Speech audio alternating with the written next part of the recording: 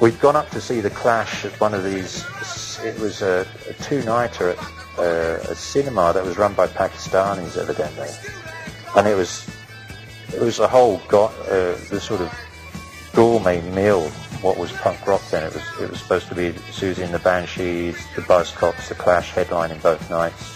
Other less-known groups like the Worst, who were one of the best groups I've ever seen.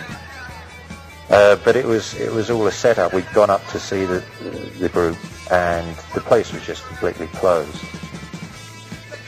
So we went to a pub called the Hope and Anchor in North London, just for a place to go and get a drink. And there was a group playing there. I think he was called Huey Lewis, but not the Huey Lewis in the news. It was another guy, sort of more pub rock than punk. It was just one of the people that latched onto the movement, like groups like the Police would a bit later, but I never considered punk. They were sort of not even new wave. They were just guys in the waiting to catch a new wave and come in.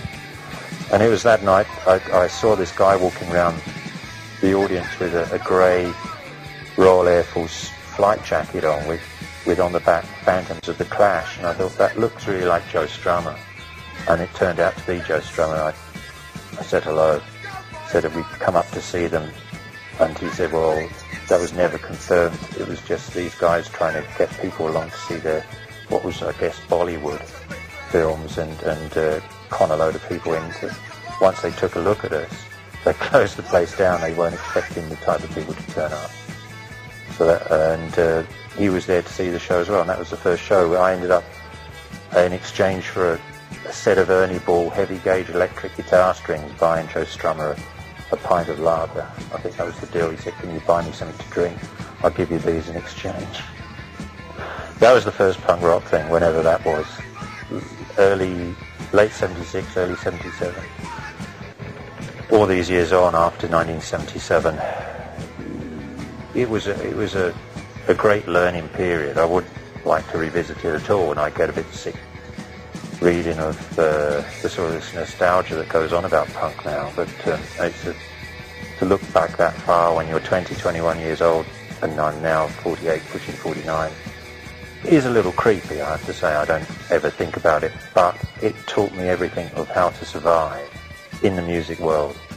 And come 1980, when Crisis split, and the social situation in Britain at that time was odd. I think it's not by chance that groups like Joy Division had come to the fore by then, although they were really beginning to make their name in the previous year in 1979. Most of the early punk concerts took place in gay clubs around London. That's where it really started, especially S&M clubs. Our first manager, Kevin St. John, was basically a gay gangster. We got a contract with him. He was by then the manager of the Roxy.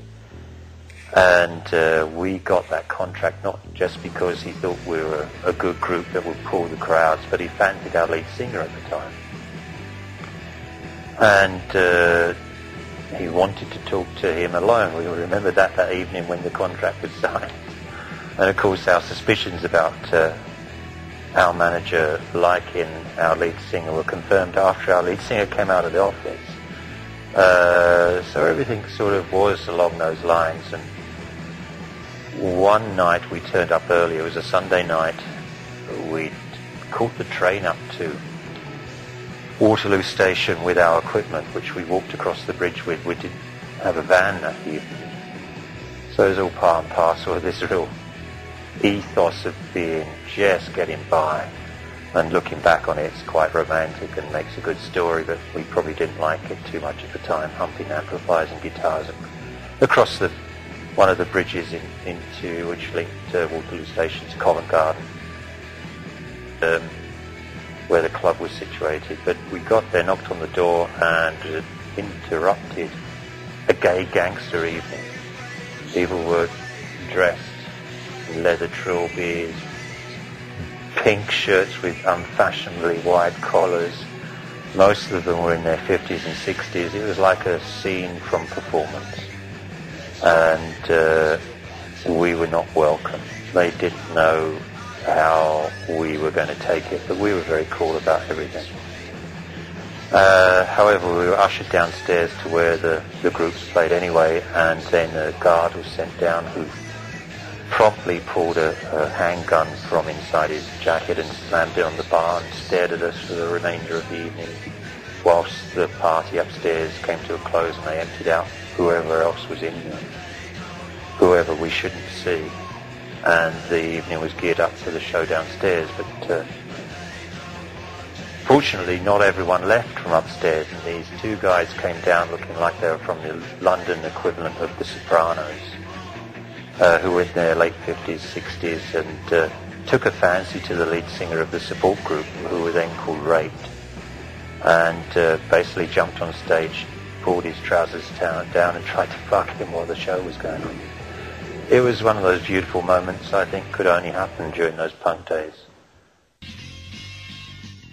A punk rock festival at Guildford University in southern England. We were great, the audience were great, we were just meant for that time, and from there on we had a very strong sort of following from the southeast of England, London.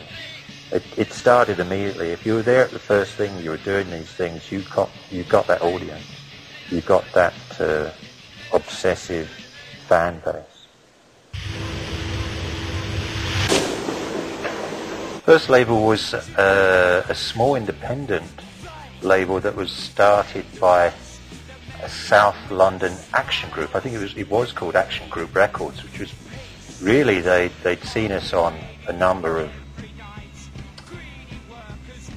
demonstrations, mainly right-to-work demonstrations or anti-Nazi League demonstrations, playing off the back of a truck or at halls around the country. And this guy had a cause. He wanted to stop a town hall being knocked down in South London. And he said, well, if you could write a song about this town hall, either being demolished and a new one being put up in its place, I mean, the most horrible sort of subject matter you could possibly get, you can put whatever you want on the B-side. And we used that. Tony wrote this song called No Town Hall, which was actually sort of not bad for considering the subject matter, which in retrospect is highly embarrassing, but it was the way in. It sold thousands. We started to, when it released, to already had a large fan base, and the B-side was really the thing that people bought it for, but in retrospect the A-side is actually quite a well-written song.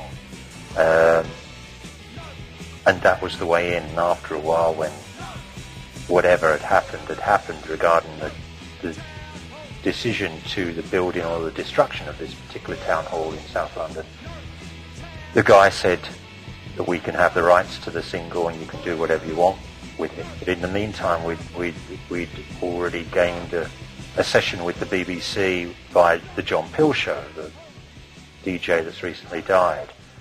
And that was another step up the ladder. The BBC sometime after gave us the opportunity to buy the tapes back, and we decided to issue it on our own label. The road to the BBC started with doing some demo tapes for a small independent company called Step Forward. They got some time for us in the studio where it turned out that the Police were actually doing some of their early records, and not known to the Police, we used their equipment. So I used Andy Summers' guitar on these early demo tapes, and I think Sting's bass was used as well. So perhaps we sounded better than we did at the time by using this much better equipment, because we sent the tapes in that came out of that, and we got the offer to do a John Peel session for the BBC.